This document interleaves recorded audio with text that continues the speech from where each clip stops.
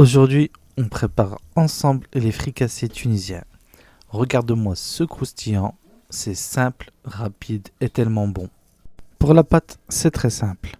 Il te faut de la farine, de l'eau, du sucre, de la levure boulangère et du sel. On commence par réactiver la levure, mélange-la avec le sucre et un peu d'eau tiède. Laisse poser quelques minutes pour que ça mousse. Dans le bol du robot, verse ta farine et le sel. Verse ton mélange de levure activée, lance le pétrissage et ajoute de l'eau tiède petit à petit.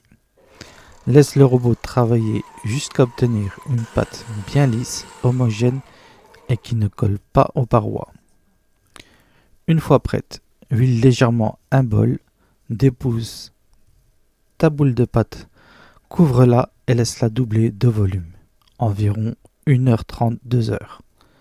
Pendant que ça pousse, prépare ta garniture, des pommes de terre cuites en dés, des œufs durs, des olives et du thon. Et surtout de la harissa.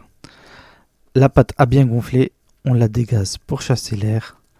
Détaille la pâte en petits pâtons, forme des boules ovales. C'est la forme typique des fricassés.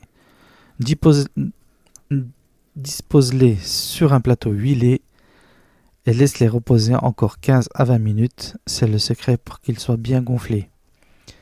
Passons à la cuisson. Plonge-les dans un bain d'huile chaud, mais pas fumant. Arrose-les d'huile pour qu'ils gonflent bien. Retourne-les. Ils doivent être bien dorés des deux côtés. Regarde cette couleur dorée magnifique et goûte-les bien sur du papier absorbant. L'astuce street food, on les ouvre au ciseau sur le côté sans aller jusqu'au bout. Maintenant, place à la gourmandise. On commence par une bonne base de harissa diluée, selon ton goût pour le piquant. On ajoute les cubes de pommes de terre, les morceaux d'œufs durs, une généreuse portion de thon, c'est indispensable. Et on termine avec quelques olives vertes ou noires.